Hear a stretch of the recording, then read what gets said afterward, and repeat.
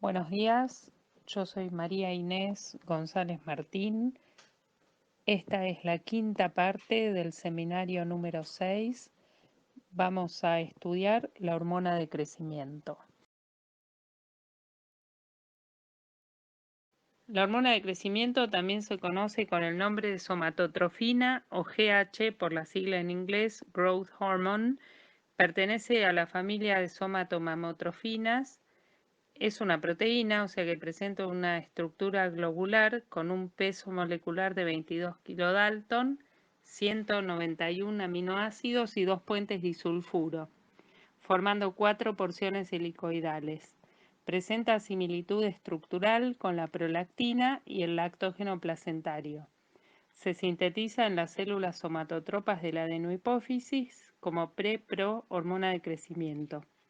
Se almacena en gránulos secretores en el citoplasma, que cuando la GHRH se une a su receptor hipofisario, se produce el estímulo de la adenilato ciclasa con el consiguiente aumento del AMP cíclico intracelular que genera la apertura de los canales de calcio en la membrana plasmática, aumentando así la concentración intracelular de calcio con el consiguiente estímulo de la liberación de la hormona de crecimiento preformada. Además, cuando la GHRH se une a su receptor, estimula la síntesis de hormona de crecimiento. La hormona de crecimiento circula un 40% unida a la globulina fijadora de hormona de crecimiento, formada por escisión proteolítica del dominio extracelular del receptor para hormona de crecimiento en los órganos diana, y tiene alta afinidad por la hormona de crecimiento. Se sintetiza en el hígado, en el riñón y en otros órganos. El resto de la hormona circula en forma libre. La vida media plasmática es de 20 minutos.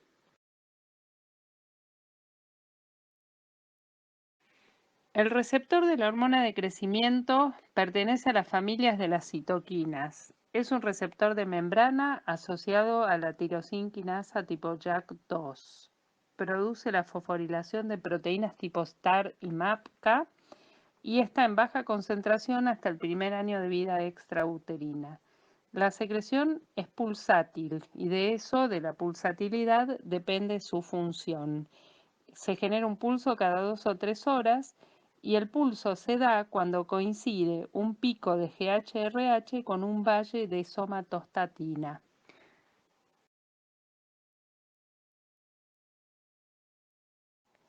A nivel del hipotálamo se sintetiza la hormona liberadora de hormona del crecimiento que va a estimular a nivel de la hipófisis la síntesis y liberación de hormona de crecimiento.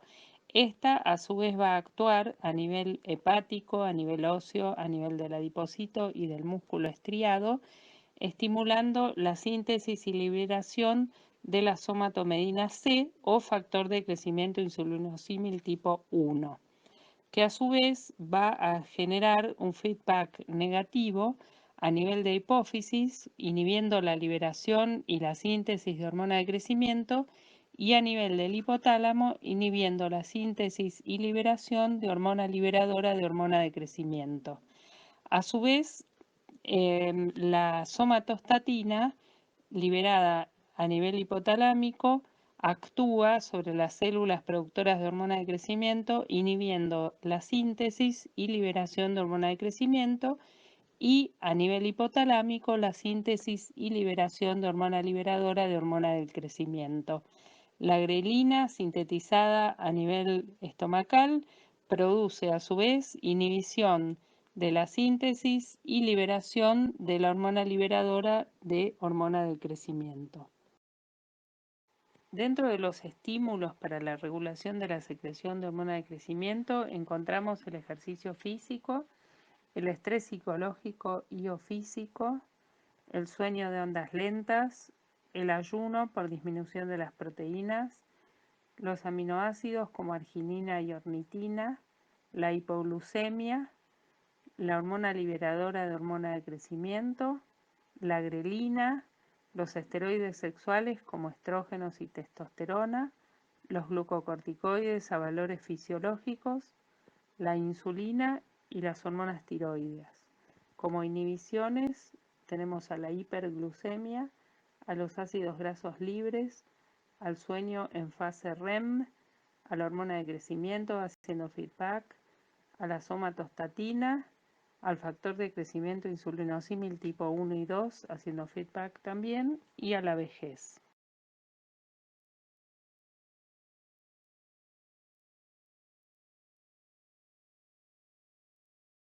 Dentro de los efectos fisiológicos más importantes se encuentra su capacidad de generar hiperglucemia, o sea que es un hiperglucemiante lento y genera insulinoresistencia, o sea que al respecto del metabolismo de los hidratos de carbono tiene una acción antagonista de la insulina. Además es importante el anabolismo proteico que genera y la lipólisis. Tiene acción mitogénica mediada por el factor de crecimiento insulinosímil tipo 1 y a su vez produce la diferenciación de las células del cartílago de conjunción y es el principal estímulo para la síntesis del factor de crecimiento insulinosímil tipo 1.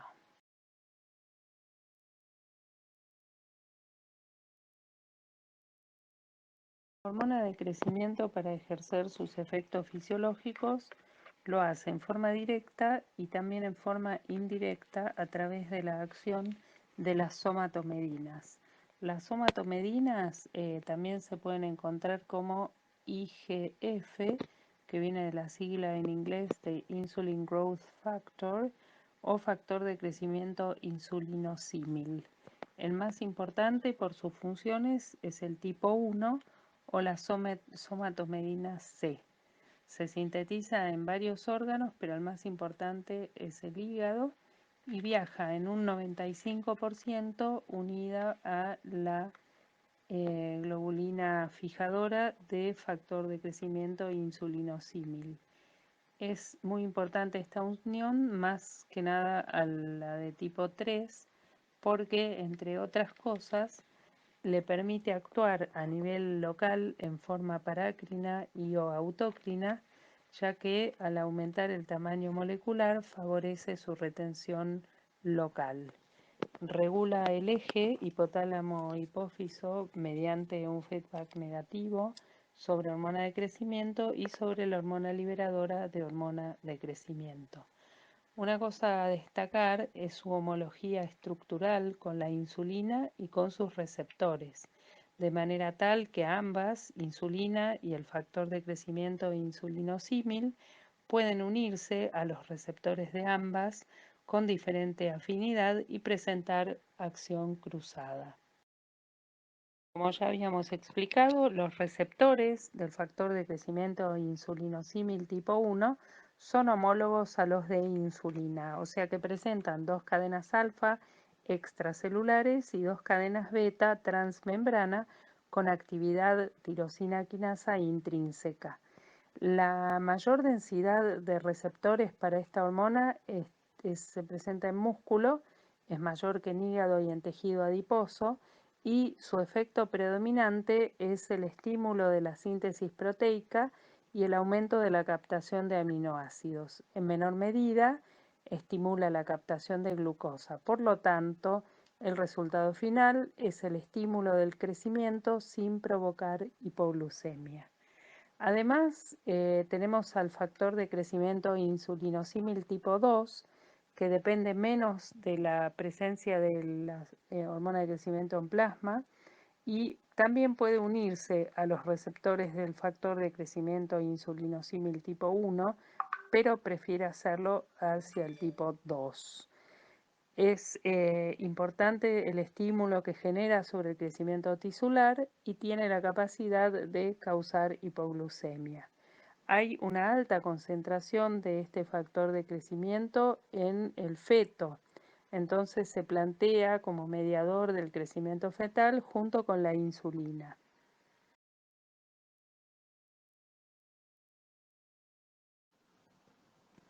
En la vida intrauterina, el crecimiento está estimulado fundamentalmente por la insulina y el factor de crecimiento insulinosímil tipo 2. También participan hormona de crecimiento y factor de crecimiento insulinosímil tipo 1.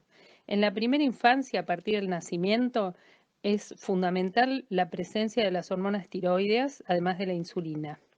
A partir de los 3, 4 años, las hormonas tiroideas fundamentales, la hormona de crecimiento, factor de crecimiento insulinosímil e insulina.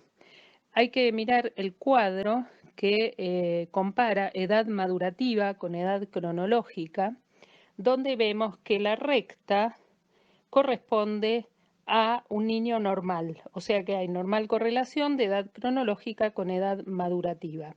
Las curvas naranjas corresponden a un niño hipotiroideo. A los 4 años y medio de edad cronológica muestra una edad ósea de menos de un año, una talla de menos de un año y medio aproximadamente y una edad mental de un año. Con el tratamiento se ven progresos en el crecimiento y maduración esquelética, pero no en la edad mental, cuya falta de desarrollo es irreversible. Desde la pubertad a estas hormonas se agregan en importancia los esteroides sexuales, estrógenos y testosterona, que son los responsables del estímulo de crecimiento durante la pubertad a lo que se denomina el brote puberal. Y luego estimulan el cierre de los cartílagos de crecimiento en el momento en que cesa el crecimiento. Para el crecimiento normal es fundamental la función normal conservada, alimentación adecuada, estímulos psicoafectivos, ejercicio físico, sueño y ausencia de enfermedad. Parte de las acciones de la hormona de crecimiento son llevadas a cabo a través de la acción del factor de crecimiento insulinosímil tipo 1. Para evaluar este eje, la medición basal de hormona de crecimiento no es útil por su pulsatilidad. Entonces se puede hacer una medición del perfil secretor de hormona de crecimiento en horas. También pruebas funcionales de estímulo con clonidina, propanolol, L-arginina, hipoglucemia insulínica. Se pueden dosar los niveles de factor de crecimiento insulinosímil tipo 1 y de su proteína de transporte tipo 3. También es sumamente útil la curva de crecimiento y la edad ósea. La curva de crecimiento. Hay rosas para niñas y celestes para niños, porque la curva es diferente. Hay que considerar factores hereditarios al evaluar la talla. Es importante que la talla del paciente se encuentre dentro de los 2 desvíos estándar y que la forma de la curva esté conservada, o sea que no haya aceleración o desaceleración en el crecimiento, porque eso puede ser indicativo de patología de cualquier origen. Recuerden que el adulto, ante una situación de estrés extremo, pospone la reproducción y el niño pospone el crecimiento. Acá se observan los múltiples sistemas de evaluación de la maduración ósea, que correlacionan edad ósea con edad cronológica y corresponde a los tiempos de calcificación de los centros de osificación. Vemos que la valoración de la edad ósea mediante el estudio de la aparición de los distintos núcleos de osificación, que fue diseñada por Grulich y Pyle en 1959, sigue vigente. En estas imágenes, que son radiografías de la mano izquierda, podemos observar la presencia de cartílago de crecimiento entre las epífisis y las metáfisis de los huesos largos, que marco con unas flechitas color rosa. También podemos ver en los huesecillos del carpo la presencia de distintos núcleos de osificación. Si comparamos con la radiografía de la derecha, que corresponde a la mano de un adulto, vemos que hay una diferencia importante en lo que respecta a la calcificación de los huesos del carpo. Una vez que se completa el crecimiento, este cartílago de crecimiento fue completamente osificado. Eso incluye, además de cambios en la celularidad, en la presencia de calcio. La presencia de calcio entonces indica radiológicamente que se ha cerrado el cartílago de crecimiento y por ende ha cesado el mismo. En las radiografías, esto se observa entonces como un hueso sin solución de continuidad puesto a la presencia de calcio en la totalidad de su estructura. Podemos observar entonces la diferencia de la estructura ósea en un niño, o sea, en la etapa de crecimiento, versus un adulto. Dentro de las alteraciones del crecimiento debemos considerar que responden a cambios en los niveles plasmáticos de hormona de crecimiento y de factor de crecimiento insulinosimil I2. Entonces, puede haber un déficit en cuyo caso va a tener el paciente un enanismo hipofisario. Esto corresponde a la falta o al déficit de estas hormonas durante el proceso de crecimiento. Entonces va a haber una disminución de la talla, pero va a haber una disposición corporal de tipo armónica. Cuando hay exceso de crecimiento, es importante contemplar si este exceso fue antes del cierre del cartílago de crecimiento o después del mismo. Si fue antes del cierre del cartílago de crecimiento, estamos ante la presencia de gigantismo. En este caso vamos a tener un paciente con talla excesiva, inclusive los hay de 2 metros 40 centímetros, pero son armónicos. En el caso de la acromegalia, es una enfermedad que se observa cuando aparece el aumento de las hormonas después del cierre del cartílago de crecimiento. Entonces, como dijimos anteriormente, una vez que el cartílago de crecimiento está cerrado, no es posible el crecimiento a lo largo de los huesos, pero sí va a haber una deformidad en las articulaciones, sobre todo se va a observar distalmente, porque tanto en los pies como en las manos hay más número de articulaciones. Después, bueno, como los cartílagos tienen también receptores para hormonas de crecimiento, va a haber un aumento de todas las zonas corporales que sean ricas en cartílago, como ser orejas, nariz, etcétera.